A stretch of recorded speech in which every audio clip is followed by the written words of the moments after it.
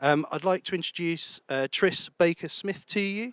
Uh, Tris is the East of England Lens Programme Manager for Lens and is also a farmer. Tris will discuss how the Lens model can help deliver funding to farmers for environmental goods in an age of less certain public funding. I'll hand you over. Okay, thank you very much. I trust you can all hear me. I won't get you to do a Mexican wave or something to acknowledge that that you can hear me speak. So I'll be conscious not to project too much and deafen you while you're in your seats. But thank you very much for coming to listen to me talk. So yeah, let's move on to the first slide. So Lens. So I'll paint a little story for you of how the Lens sort of started. So the Lens story really started in 2015 in one of the most picturesque parts of the country. So this is Cumbria.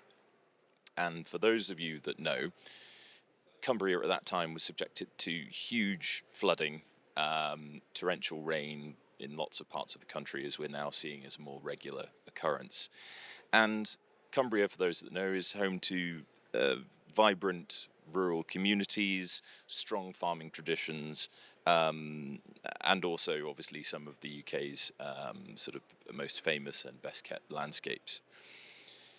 This was obviously this didn't only include rural landscapes, but also include towns and cities and urban areas that were impacted by this flooding.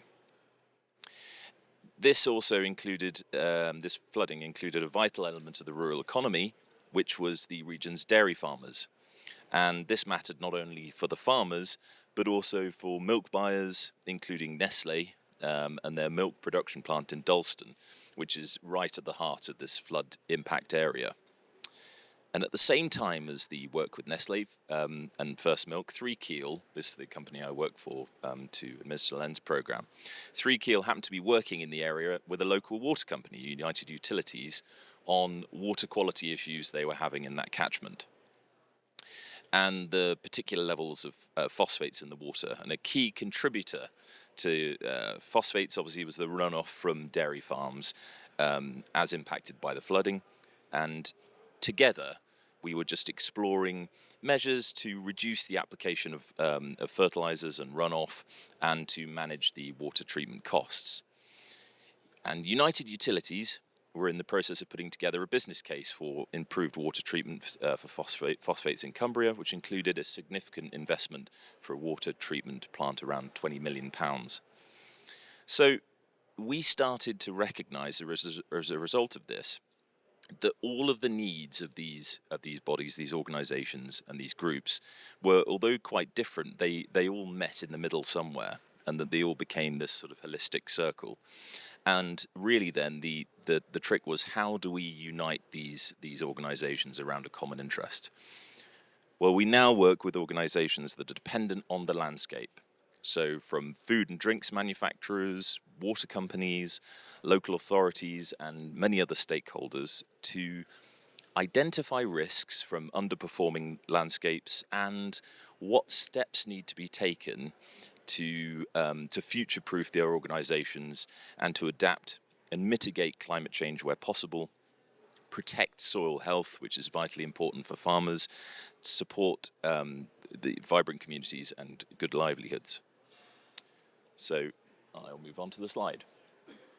So in summary, we bring together organisations to co-fund regen ag agriculture and nature-based solutions to drive landscape resilience.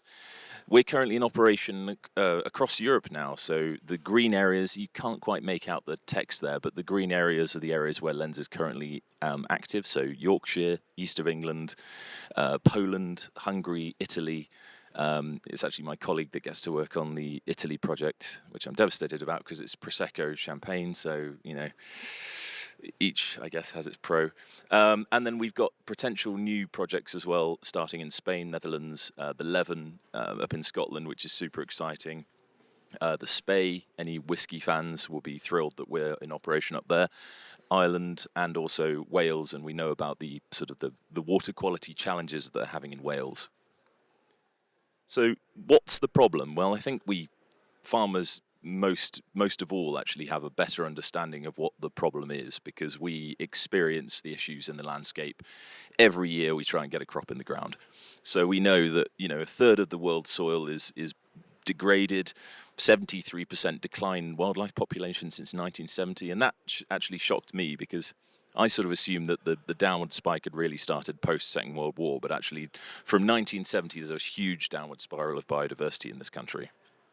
50%, down from 50%, will be the population will be exposed to severe water scarcity by 2050. And we're already seeing the effects of that, aren't we, in areas of the country where there hasn't been investment in reservoir, the climate, we saw this summer with the droughts, and the unpredictable nature of our weather now exposes us to these risks.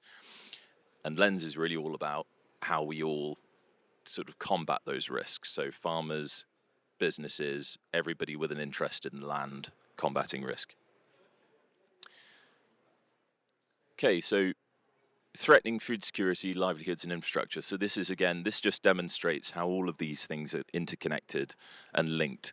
So extreme weather events, pests and diseases, excessive applications of fertilizers, runoff, pollinator decline and degraded soils. All of these things are having an impact. Crop diseases are up. As we know, I'm a farmer myself, as you kindly pointed out during my introduction, and one thing we do notice is this yield plateau that we're all experiencing, and the lack of the toolkit now there is to actually combat some of these diseases and problems that we're experiencing due to our erratic climate. So all of these things contribute to flooding, water pollution, and I say crop yields down, which impacts the businesses that are reliant on farming. So, we often forget the huge economic impact that a poor yield or our poor state of UK farming has on wider business. So real-world business impacts then. Here's just some examples. So in the east of England, the exceptionally mild winter in 2020 led to an explosion of aphids, which is a vector for leaf yellowing virus in sugar beet.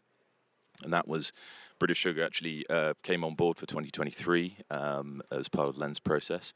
And that, as a result, could actually result in yields reduced by 25%. Some farmers losing up to 80% of their yield during that time, which is pretty shocking. In Scotland, 2018, drought caused I cry thinking about this, whiskey distilleries to halt production for weeks. Because the sources ran dry, which is a terrifying prospect. So anything we can do to rectify that will obviously be of benefit. And that brought Diageo on board as a strategic partner. Anybody that knows Diageo knows that if you drink anything, Diageo owns it. So that's obviously been a really good partnership for us.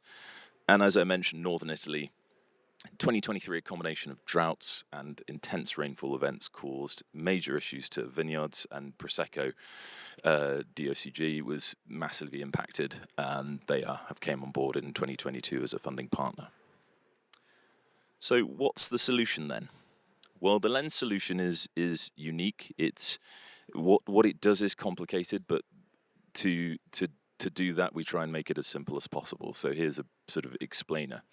So organizations that have an interest in the outcomes of farming, so that might be somebody that buys grain, for example, from an arable farmer, give funding to the farmers to achieve outcomes, and those outcomes might be biodiversity, they might be water quality, climate resilience, CO2 reductions, and that's obviously a big part of funders' concerns, is their Scope 3 emissions requirements, and all of this, the Lens process can help to benefit.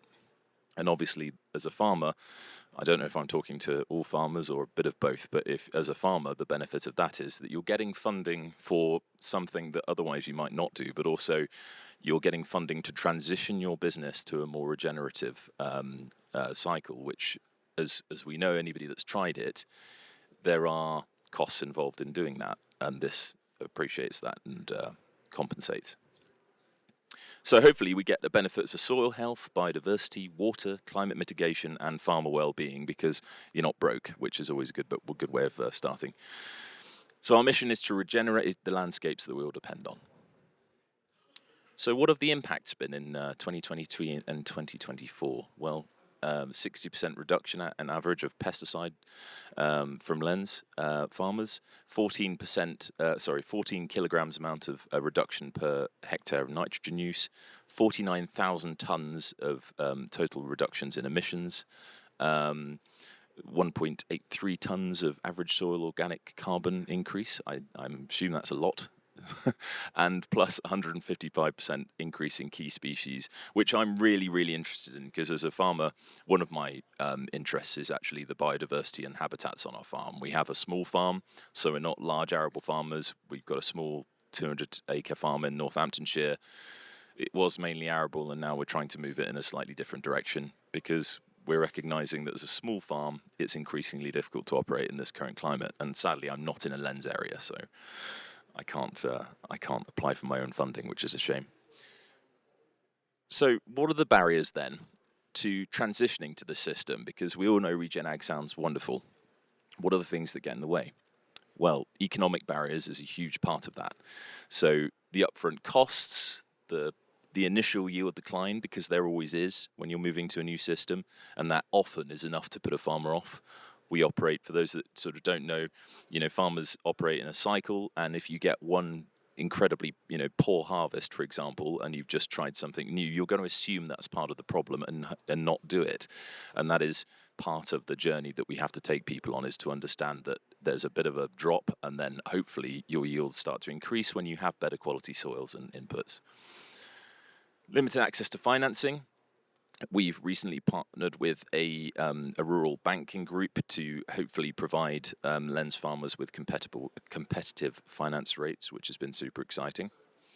Limit risk sharing.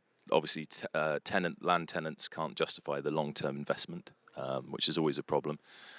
And lack of market incentives. We all know that, I know DEFRA's in the room. Hopefully they're not in this. I'll try not to badmouth them too much, but the lack of certainty is a huge issue in farming at the moment. I go to my local farmer discussion group in our local pub, and it's one of the things that comes up a lot, is people are just terrified of what comes after their mid-tier stewardship ends, for example. So that's a big problem.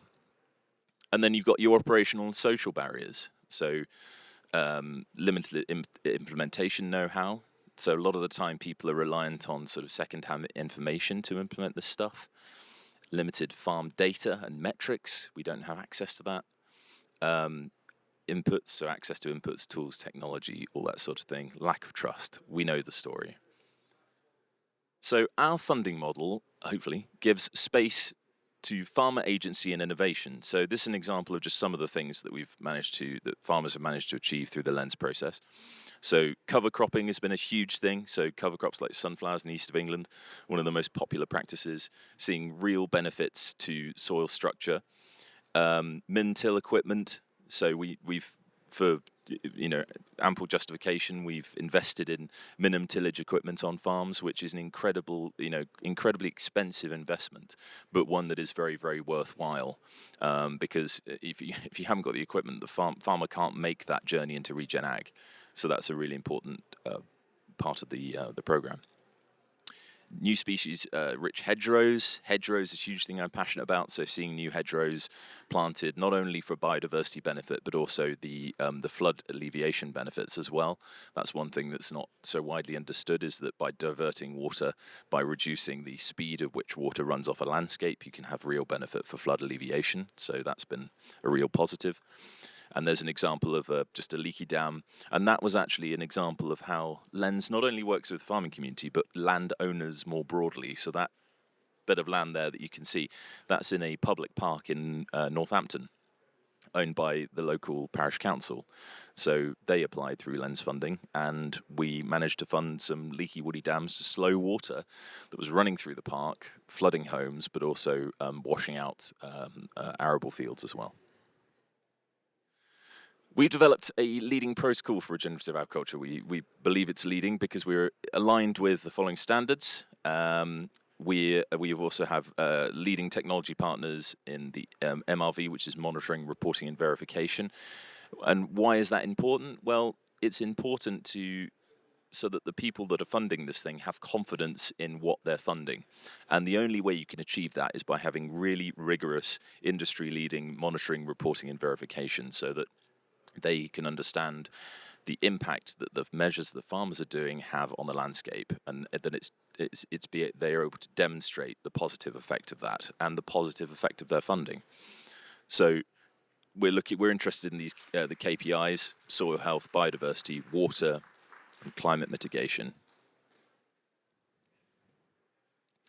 So these are our stakeholders and funders. You can see a wide list there of partners without whom just obviously the lens process wouldn't happen. It's fundamentally supported by by our partners and the need for the outcomes that only farmers can deliver. That's the really important part. So our funding model gives space for farmer agency, and this is really, really important. This is just a few quotes that we've got from farmers all over the Europe and England. So this one here I like as well. He wanted to plant some wildflower margins, encourage some pollinators, and invest in some inter-row weeding equipment. That was super exciting. So we invested in the purchase of an inter-row hoe. If anybody doesn't know what that is, it's a way of weeding mechanically between the rows of cereal, which is super exciting because it's something that's been quite commonplace in vegetable growing, but not so much in an arable circumstance. And anything that we can do to try and reduce things like glyphosate applications or applications of selective herbicides is really, really positive. And if we can prove or demonstrate that there is a mechanical means of doing that effectively on large-scale arable farms, that's very exciting. So that's the sort of thing that we're funding to pilot and we're interested in. So the companies that invest are seeing many benefits beyond the landscape resilience. They're seeing the implementation of the end-to-end Regen Ag program. They're mitigating climate risk. They're achieving Scope 3 emissions reductions and advancing nature and biodiversity goals. So if that's the answer to the question of what's in it for them. And farmers appreciate our approach. My job is quite satisfying because I don't get to sit in an office all day. I do that sometimes, but I get out and about. I really like talking to my local farmers, especially that are in Lens, working with our demand partners, and trying to see how we can make the process work better, how we can learn from farmers' experiences in the process. Because the thing about Lens is this is not just it, and it stops and that's it, and we don't change it. We're always aiming to talk to farmers and our partners to see how we can try and do things better. And my personal approach is I'm really, really keen to see that happen, and that's the only way we'll get better and improve this and grow it. So just some positive quotes from a couple of my local farmers. Actually, Ian just farms down the road from me. Not biased. I didn't pay him to say that. So super insightful. And that's me. So if you'd like to talk to me a little bit more, I don't know if I whizzed through that because I wasn't timing it. I hope I haven't. Am I all right? Okay. You can talk to me afterwards. I'll be sitting next to the Frontier stand, so come and have a word if you have some questions. You can also scan the QR code there if you're technologically able enough, and that whizzes you through to our website, apparently. So please do so. And thank you very much for your attention. Thank you very much, Tris. Thank you.